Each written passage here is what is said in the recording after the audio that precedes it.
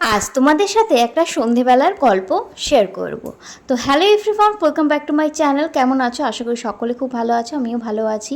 তো সন্ধেবেলা বোন এসেছিল আমাদের বাড়িতে, মানে আমার শ্বশুর বাড়িতে। তো ও সেরকম একটা আসে না, আমি যেতে পারিনি, শরীর ভালো ছিল না, সে কারণে বললাম যে তুই আয়, একটু দেখা করে যা।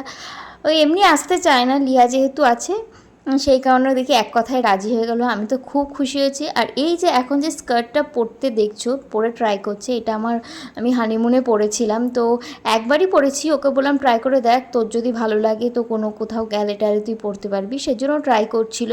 আর লিয়া তো মাসিমণিকে পেয়ে প্রচণ্ড খুশি।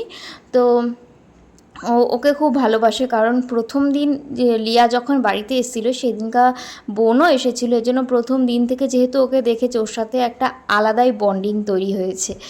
তো এই তো সন্ধেবেলাটা বাড়িতে না গেলে মনটা খুব খারাপ লাগে, কিন্তু এই দিন আর মনটা খারাপ লাগার কোনো কারণই হয়নি, কারণ বোন এসেছিল। সে কারণে মানে টাইমটা খুব ভালোভাবে কাটিয়েছিলাম। ভেবেছিলাম ভিডিও করব না, বাট তারপরে মনে হলো না, ভিডিও করে রাখি। ভবিষ্যতে এইসব ভিডিওগুলো দেখলে পারেই মানে কি বলবো, ভালো থাকা যাবে। পুরনো স্মৃতিগুলো যখন জীবন্তভাবে দেখতে পারবো, ভালো লাগে। তো তোমাদের ভিডিওটা ভালো লাগলে অবশ্যই কিন্তু কমেন্ট করে জানিও। আমার পাশে থেকেও আরও ভালো ভালো ভিডিও দেখার জন্য অবশ্যই আমার চ্যানেলটিকে সাবস্ক্রাইব করো। এই দেখো কি খুশি না হয়েছে।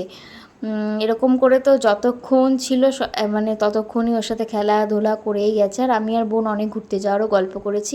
তো নেক্সট ভিডিও খুব তাড়াতাড়ি আসছে, পাশে থেকো, সাথে থেকো, সঙ্গে থেকো। টাটা।